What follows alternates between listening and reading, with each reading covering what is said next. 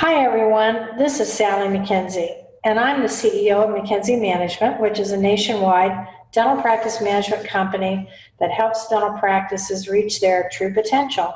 So thank you for taking time in your schedule to be with me today. And a big thanks to Viva Learning for getting this webinar to you live. Please be sure and visit their website at vivalearning.com, and there you'll find over 600 on-demand courses for dentists, hygienists, dental assistants, and business staff.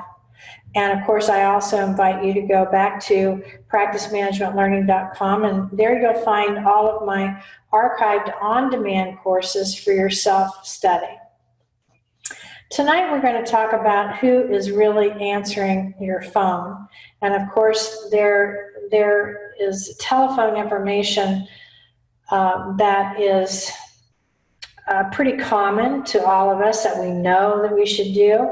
But tonight I wanted to try to bring you a little bit more, something else to think about when it comes to the phone. Because, you know, I just never cease to be amazed at how people can look at the same thing and have completely different interpretations. And the disconnect can sometimes be dramatic, much like the classic optical illusion in which at first you see either a young woman or you see an old hag. And the lines on the sketch are yet the same, yet the interpretation of the picture can be completely different. Similarly, in challenging situations, we may perceive that we convey a positive and helpful demeanor over the phone to patients, but the person on the other side of the issue may interpret our behavior completely differently. Those who handle telephone inquiries from patients often believe that they are being helpful and pleasant and conscientious, but the reality is often far different. Truth be told, most front office staff view the telephone as a source of frustration and interruption. It's annoying, and oftentimes that irritation comes through loud and clear to the caller, because we know that you have to multitask in that position anyway. And you can be right in the middle of talking to a patient who is just being dismissed, and the telephone rings, and that's an interruption. And there are some of us that don't like our personality types. We really get irritated when we're interrupted. But often we find that there's a lack of training to represent the doctor or the office effectively on the phone. And consequently, it can cost a dental practice a fortune in lost patients and lost production. Consider the following facts that apply to any business providing a service, including dental services. And that is that 7 out of 10 customers or patients decide to not use a dental practice after their first call because the telephone was not answered within 2 rings, or they received an unwelcoming greeting from the person answering. It takes 3 to 6 seconds to impress a customer or patient, and it costs 5 times more to obtain a new patient than to just keep an existing one. So let's see how we can eliminate the disconnect between how employees perceive they are handling these critical calls and the reality that patients actually experience. Excuse me. Patients who call your office are going to form an opinion of the dental practice based on the interactions that they have in person and over the phone with you. And as the first person the patient talks to, your challenge is to be an outstanding representative for that dental practice, to help bring those patients into the practice and handle their requests using the best that customer service has to offer. The fact is that telephone communication requires skill, professionalism, confidence, and finesse. Not necessarily qualities that anyone off the street has. And just because a person is hired for a front desk position in a dental office doesn't mean that they possess these qualities. Excuse me. Although your job does not necessarily require a previous dental background, you are responsible for handling extensive telephone communication with patients. And it has been proven that those who do well in this position share some common qualities: a clear voice, enthusiasm, they're okay with being interrupted, and they're able to turn on a positive demeanor on the second ring. That's the key right there. You have to be able to turn it on, to know mentally in your mind that you have to turn it on when you go to reach for that phone and, to answer it. So ask yourself, would you say these are qualities that you possess? You can tell yourself that, of course, that you know how to talk on the phone because you do it all the time. But there's a difference in speaking casually and speaking professionally. So let's talk now about casual talk versus business talk. You probably use casual English every day to everyone you come in contact with because it makes you sound natural and friendly and informal. For example, to greet a friend, you might say, "Hey, how are you guys doing?" Business English, on the other hand, uses formal words that sound professional. So instead, you might say hello instead of hey.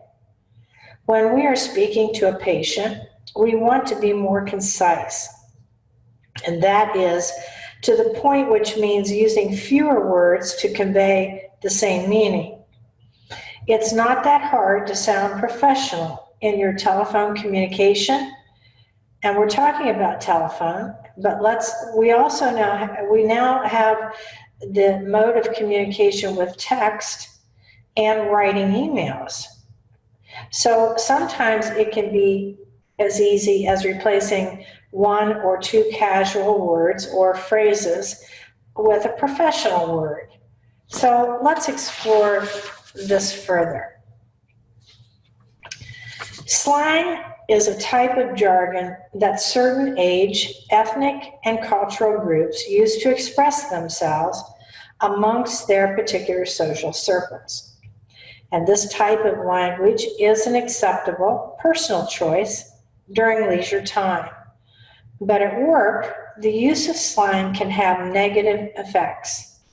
Also, by using slang in communicating with patients who consist of varied ages, you can segregate potential patients and hinder the practice's growth. For example, one of the most used slang terms is "you guys." Now, when you reference a group of people as "you guys," it actually lowers your level of professionalism. This term should be reserved for friendly conversations, but not those with patients. Instead, use terms such as "you and your family," or "you and your children," or "you and your husband," to more appropriately get your point across. Another one is "you know." So somebody makes a statement and they end it almost every time with "you know." This also lowers your level of authority because it implies that you are unsure of your statement and whether you correctly verbalized your point. So you're trying to gain acceptance from the person that you're speaking with. And you know what? It's just a habit. It's just a habit that every time you make a statement, you always say, "you know." And so think about that when you do that. You don't need to say that. You've got confidence in yourself. You don't need to have that, ask for that approval. The other ones are like, So, I mean, I use so all the time. Even in my writing, I notice myself doing it because that's the way that I speak too. So these filler words can distract your caller from your message, and they also take away from your message's impact. If you are not confident in what you have to say, why should your listeners be? Just try counting your filler words and those of others, and you'll be surprised at the difference that excluding them, those words can make. Taking a deep breath instead of filling the silence with an or ah is a more effective alternative and will strengthen your message. But there are some people that just never take a breath, and they're not happy with having silence in between what they're saying. Just practice it and try it. See how it works for you. Very really or basically. Really what we need to do this, or basically what I'm saying. It is important to be as clear as possible when delivering your message. And this can be accomplished by honing in on brevity and clarity. Use of adjectives and adverbs add judgment to your message, and they make it less objective. So try to avoid filler words such as very, really, or basically, because they clutter your presentation with empty meaning. Try to avoid using slang and filler words to better convey your message and enhance your customer service with your patients. Now let's look more clearly now on some of the differences between casual talk and business talk. So you text your friends and family, right? And you may send emails at work, right? Sure you do. But the writing you see on the text and Twitter is not the same type of English that you should necessarily use at work. So when you communicate to your friends, family, and social media followers, you use casual, informal English. But when you communicate to patients, casual English will probably sound too informal. So what can you do to sound more professional and businesslike? And it's really not as difficult as you think. So let's take a closer look on how changing some of the verbs that we use can have a more professional tone. Could you give me your cell phone number? That would be just casual. That's what we just normally, that would come off the top of our brain. But business talk might be, could you provide me with your cell phone number? While give has many meanings, it would only be correct to replace it with a professional verb provide when handing something to someone, such as a cell phone number. Did you get the email I sent you yesterday? Which is casual. The business side would be, did you receive the email I sent you yesterday? So the verb get is another common verb that can be used in many different ways. However, in this case, get may only be replaced with receive in the context of receiving something from someone, such as an email or a phone call. Let me transfer your call to Karen, our financial coordinator, which is casual. Business would be, let me connect your call to Karen, our financial coordinator. While transfer means to pass off from one person to another, the verb connect means to link, means to be a link, between two people, attaching them to each other. So let me connect your call to Karen, our financial coordinator. It's better to book your after 5 o'clock appointment now, which would be casual, And business talk would be, it's better to schedule your after 5 o'clock appointment now. In this case, the verb book can be replaced with the verb schedule in the context of registering for a future event, such as a dental appointment. Can you tell me about the pain you're having, which is casual? Can you explain about your discomfort? And you'll see there that, I was always taught, don't ever say the word pain on the phone to a patient. Emergency patient calls, you say, are you in pain? Maybe they're not in pain, but then they say the word pain, then they think pain, yes, I'm in pain. So we always use the word discomfort. So while to tell about, can you tell me about the pain, is to give some information. The word explain means to tell about something in more detail and to make it clear. So in business talk, we often use explain to give or ask for more detailed information about something. A common mistake is to use the phrase explain about. The word about, however, is redundant. It's repetitive and it's simply unnecessary, as using the word explain by itself means to tell about. I'm sorry for keeping you on hold so long would be casual, and business would be, I owe you an apology for keeping you waiting on the telephone. So we usually use the phrase, say sorry with children, and in other casual situations. This phrase is therefore too casual to be used in business. So try using the word apologize instead. Because in business, we often use the word apology, which is the noun form of the verb apologize. And if you are in a situation where you need to say sorry or apologize, you owe someone an apology, which is the noun.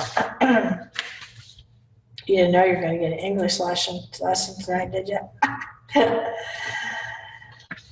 Let's talk about getting you scheduled, which is casual, or let's discuss your next appointment would be more business. With friends, you might say you need to talk about your vacation or the birthday party you're planning, but in business, we usually use the verb discuss instead. And don't, however, make the mistake of using discuss about. Here again, the word about is redundant because discuss by itself means to talk about. Okay, let's discuss. So you don't have to say let's discuss about, let's discuss your next appointment. So how do you properly answer the phone? Pick up after 2 or 3 rings. If you let it ring more than 3 times, the caller may become impatient and feel that their call is being ignored.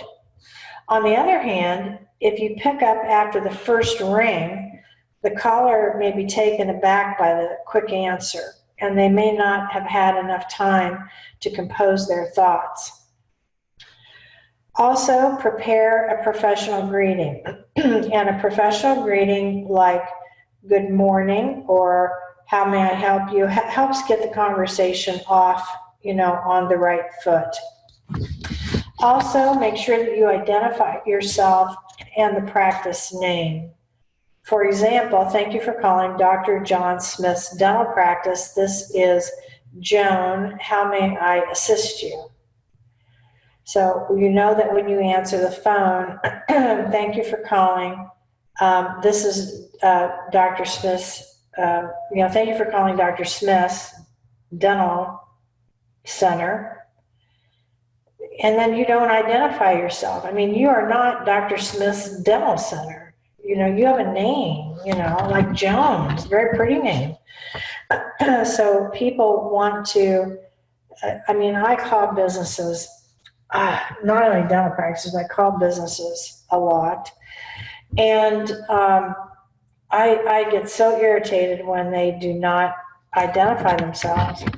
And so my irritation just comes through right out the bat because I say, who am I speaking with? Well, they're just put off and offended by that. You can tell, because then they're like, well, sometimes they come back and say, well, who am I speaking with? Okay. I don't have any trouble telling you my name, but I like to address. So when I like to know who I'm speaking with. Joan, hi, this is Sally McKenzie, and I am blah, blah, blah, blah, blah. Excuse me. So always identify yourself and the practice's name. Nicely ask who's calling if you don't know. So once the caller has introduced themselves, address the caller properly by the title they provide. If they say their first and last name and you want to be more professional, then call them by their last name. That's a judgment call, obviously, on your part. I don't necessarily want to be called Miss McKenzie. I mean, that's a little formal for me, and I'm happy, with my first name. And if they do call me Miss McKenzie, then I come back and just say, please call me Sally. I'm fine with that. Speak directly into the mouthpiece. So rest the phone gently against your cheek and speak into the mouthpiece that should naturally fall near your mouth. So if you've got the telephone handpiece and you don't have a shoulder rest, and I mean, how many people do you talk to on their cell phones and they try to shoulder that cell phone between hiking their shoulder up and their face, and you can't hear anything. It just muffles the whole thing. It's that you can't, it just doesn't work, Avoid using slang or profane language. Of course, profane language would be an absolute no-no.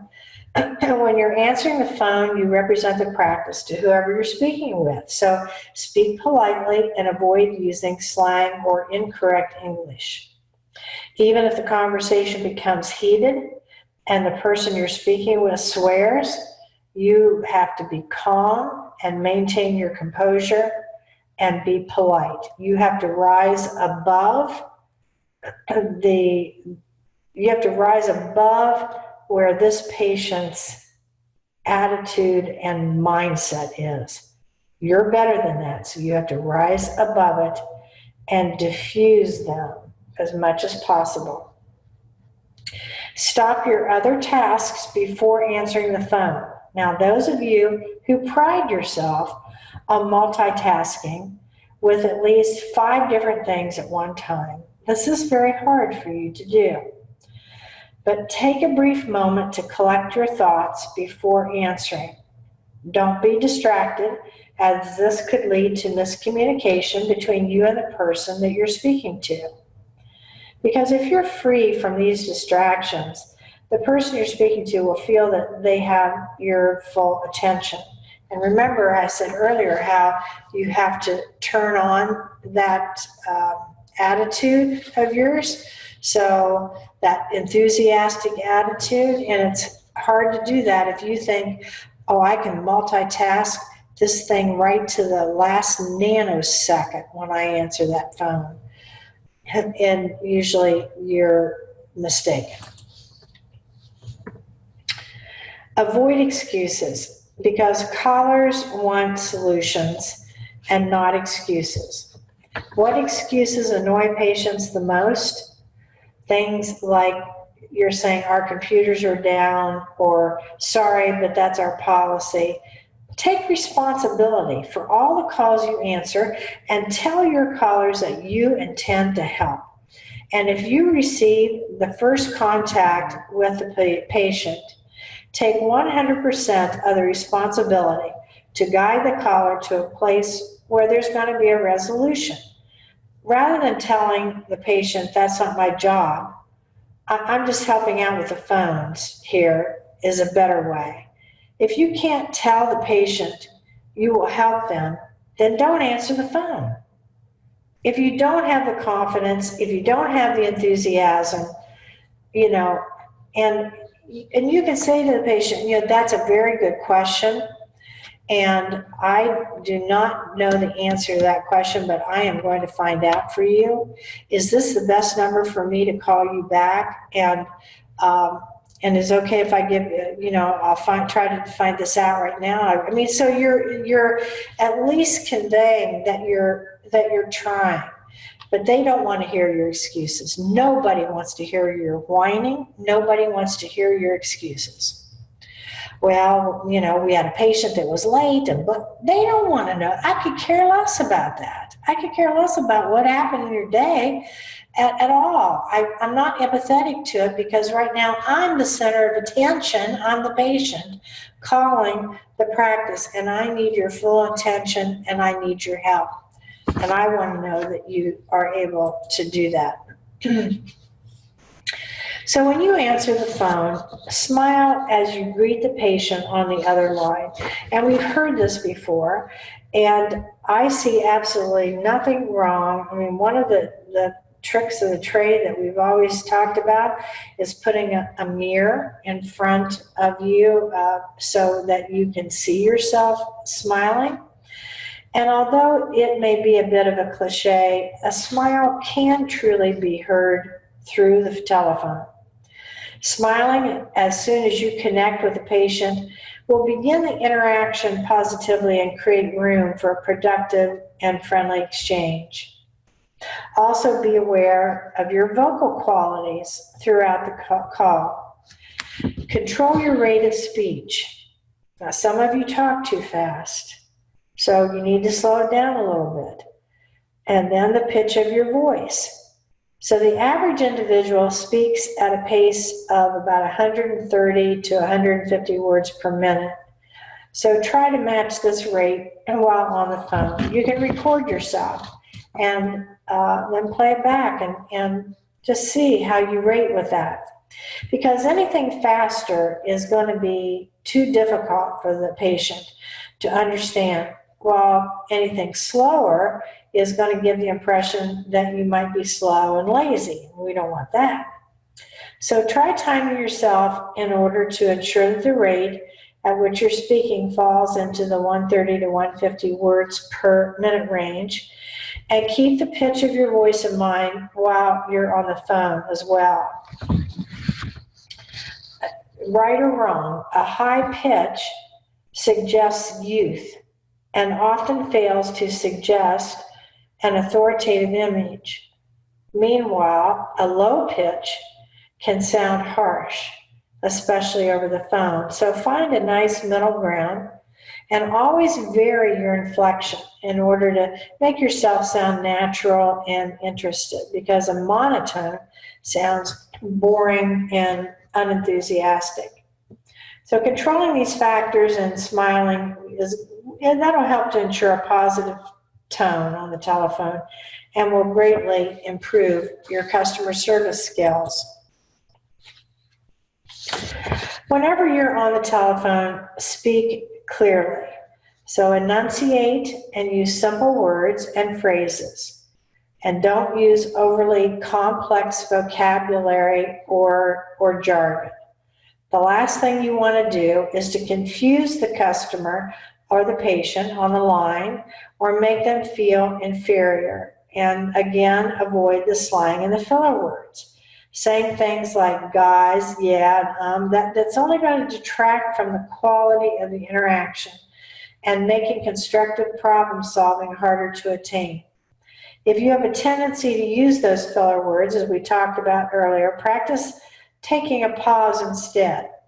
And absolutely no chewing gum or eating during a conversation, which can also lead to mumbled speech. So avoid both of these practices in order to optimize your customer service. Also, I want you to be sincere. So include the practice's name, your name, and offer your assistance as soon as you answer the phone. If there is no one to transfer the call to, then say, "How may I help you?" Or if you have another employee with a separate job description, such as a financial coordinator or a scheduling coordinator or a patient coordinator, I mean, you have more than one person working in the business office with definitive job descriptions, then say to the patient, "How may I direct your call?" Because once you're in the middle of the conversation, then give the person on the other end of the line genuine answers. So be sure to word these in a positive manner, as you don't want to inject any negativity into the exchange. And please avoid phrases such as "I don't know," "I can't do that," or "just a second." Specify how long completing a task will take and state what you can do rather than what you cannot. Answering a patient's questions with sincerity and positivity will not only satisfy them by the end of the conversation, but it also helps to calm an angry caller. Also, you want to use the patient's name. As soon as you receive a patient's name, you need to use it. And I always have paper and pen right there. So I can write down the individual's initials. If I just write, I like to write their name, but if I can even just write their initials in order to, monogram the call, this will help you remember the client's name and will personalize the call for you. While you should use the patient's name, however, don't abuse it. Just try to include it naturally throughout the conversation. And also don't be afraid to ask for the proper pronunciation. Most patients will appreciate this gesture, and many times we have to get the spelling correct too. And try to listen very intently when they're spelling. Nothing irritates you more than you have to go back and spell it again. For the person that you're speaking to on the phone. And callers will value the personal touch, when you say their name. So they tell you your name, and you can thank you, Sally, for calling, or Sally, I'm going to check with that. I'll check on that. I'm going to give you a call back. Whatever it is, just say their name over in a sentence a couple of times. Now, as with most things, finishing a conversation on the right note can create lasting positivity and a satisfied patient. So in order to achieve a great ending to a telephone call, make sure that the caller understands the information that you passed along before you hang up. Ask the patient, "Is there anything else that I can help you with?" Answer any final questions that he or she may have to ensure complete comprehension and satisfaction. Also, provide any information that the patient might need in the future. If he or she needs to call back, then share optimal contact times and whom he or she should call. Once all of the necessary information has been shared, then finish the call in a friendly manner. Say, "Have a nice day," or "It was nice speaking with you." This will let the patient know that you happily helped them and that you would be willing to aid them again in the future. So finishing a conversation in a positive manner can transform what may have started as an angry or irritated patient on a phone call to a pleasant experience for the patient. Now let's talk about feedback signals. Use a combination of different words and short phrases to acknowledge that you heard and understand what the caller has said.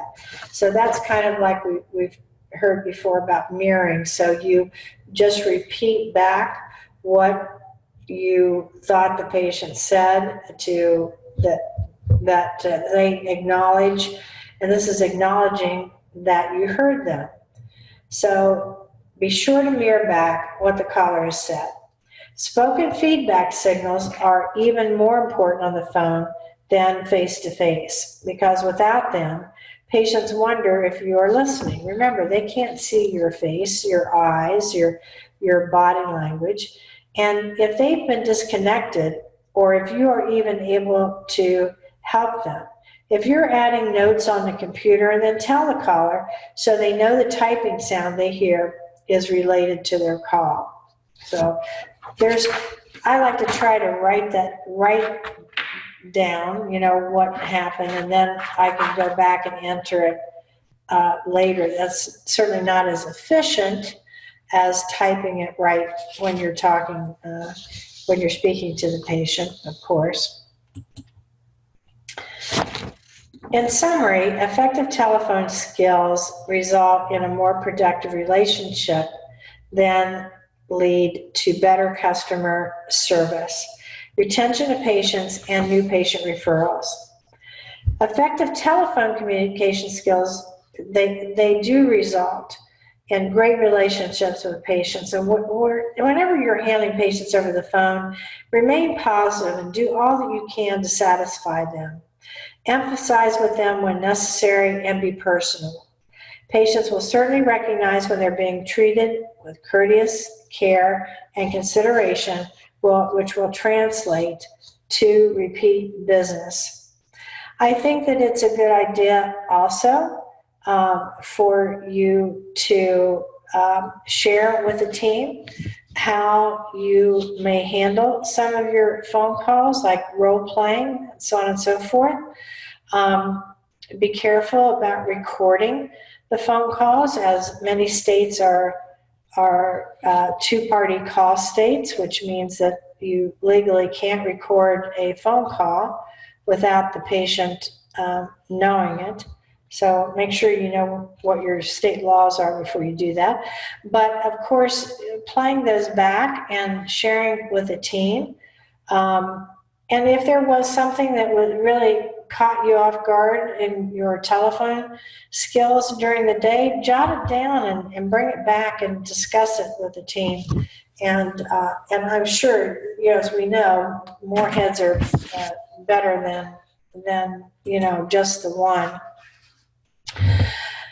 So I would like to invite you to participate with a free practice baseline analysis, and you can go to the URL that you see there on the screen, McKenzieMGMT.com, optimize practice potential.php, and provide me with some of the numbers from your practice, and they come directly to me, and I will be happy to analyze those for you and give you an idea of where you may have potential to gain more revenue in your practice. It's a revenue opportunity assessment is what it is. And this is not visible by the public from my website, so I'm giving this to you as a special invitation from me on this webinar. I also invite you to go to my website, McKenzieMGMT.com, and there you will find more information about our consulting coaching programs. We have extensive training programs. We do all of those 2 days, primarily 2 days, and they're one-on-one, so they're with you and my trainer, and it's not in a classroom group environment, so we can customize and focus exactly on your needs. And I'm also happy to let you know that I have a training center in beautiful and sunny Tarpon Springs, Florida. And so I invite you to come down, and if you're in the north and it's cold and chilly, come on down to Tarpon Springs. You fly into Tampa, and we would be happy to do that for you. I also on the website have a lot of management products, so on there you will find some DVDs. You're also going to find books that I have written on different practice management subjects, and also there's downloadable forms like job descriptions that might help you. And then of course, all of my weekly email newsletters are archived on my website under resources, and you also have access to these complimentary webinars, and I have over 50 on the site, so there's a lot of practice management information for you there as well. The professional training course, the most popular that we have, is our dental front office training course, and again, that is 2 days one-on-one. And you can go on to my website and view the curriculum of the course and see. And sometimes people will come back and say, well, I don't need that, but I need this. So we try to customize it best we can. We want to make sure that you're happy with what we're doing and what we're teaching the front office. I do like to have the doctors there, so the doctors know exactly what it is that we're teaching the front office. There's nothing worse than training and then the front office goes back and there's a disconnect from what the doctor thinks and what was actually occurred. So it's best if the doctor can come, if at all possible. And of course, right down the road, we have Innisbrook Golf Course for any of those of you that are interested in playing golf. And I also invite you to go to McKenzieMGMT.com, practiceconcerns.php, and share with me what your top 3 practice concerns are. And if you do that, I will send you this free report on telephone techniques that I've written, and there's scripts in there too as well, in addition to what we went over this evening as well. And I'd be happy to send that out to you. If you have any questions at all, please just email me at info@McKenzieMGMT.com. That email comes directly to me, and I'd be happy to answer your questions. I'm on email 7 days a week, not 24 hours. I do sleep a little bit, but I'm on there all the time. Or you can call the 877-777-6151. And they always know where I am, and you can put yourself through to me as well. Thanks a lot. Happy holidays, and thanks for listening.